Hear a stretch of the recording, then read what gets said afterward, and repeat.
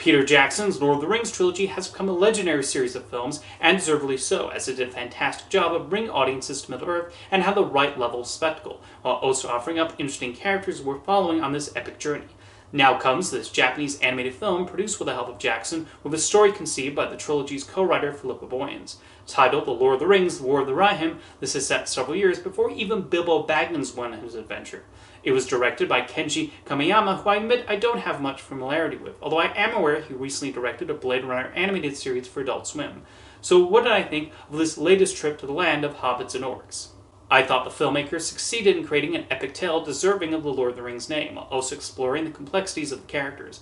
It does not take long to get pulled back into Middle-earth, and I did develop an interest in this battle between two human-led kingdoms. The movie's able to dig into this war, how it escalates, in particular, how they are often driven by ego. It's an example of the absurdity of two countries fighting each other and the larger effect this has on their citizens, who are only hurt by these declarations of war.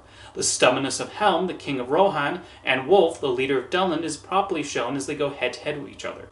Then there's Helm's daughter, Hera, whose arc I found very compelling as she aims to protect her people and deal with her father's temperament. At first, she comes across almost similar to a Disney princess, but she's then able to develop her own unique identity and become a fantastic heroine who proves her worth. Kamiyama takes us from one epic set piece to another, although the more dialogue-driven scenes are also compelling. We see the strategy involved as these two armies try to defeat each other and the discussions at play. The film does take the material seriously and honors what Peter Jackson did by doing it in the style of historical epic and medieval adventure. The battle sequences are spectacularly directed by Kamiyama with all kinds of swordplay and other action. We get plenty of the familiar Lord of the Rings weaponry, and the fighting is excellently visualized through the animation. The animation is solid overall, but it really steps up during the battles, and we see the impact that every sword slice and bow shot has. That story primarily involves humans with only minor appearances from the more fantastical elements of Middle-earth is a particularly interesting creative choice and brings its own stakes to the narrative. The depiction of the world is nicely realized by the production team, perfectly replicating the look of locations like Rohan and Helm's Deep that anyone who's a fan of Jackson's movies will recognize. John Lowe and Alan Lee, the conceptual designers of Lord of the Rings and Hobbit film trilogies, were also involved in the making of War of the Rohirrim, but the artists at Soul Animation deserve a lot of credit for being able to translate the iconic look of Middle-earth to the Japanese animation style. Another aspect brought over from the movies is Howard Shore's music, which is reused at several points and for good reason. As soon as the opening theme plays, it's a reminder of how fantastic and fitting his music is, and Stephen Gallagher is able to fit them nicely with his own original score.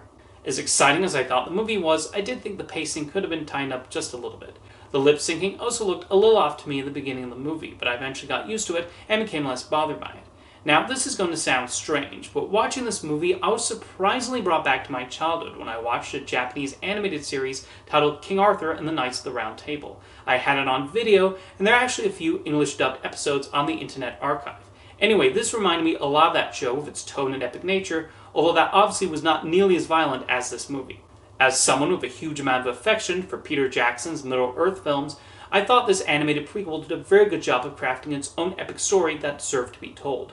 While I'm sure there'll be those who are disappointed this is non-live action, I personally hope this leads to more animated Lord of the Rings productions tackling other different time periods. It's an inspired way to delve deeper into Middle-earth, and the artists and animators at Soul Animation were still able to make their drawings look like the landscapes of New Zealand so associated with those films. Best of all, the film explores worthwhile and always relevant themes about war and the impact on those who have no say in the matter. I went into this movie hoping for a grand animated epic with the scale of what Peter Jackson brought to j.r.r. Tolkien's world, and War of the Rohirrim definitely gave me plenty of that.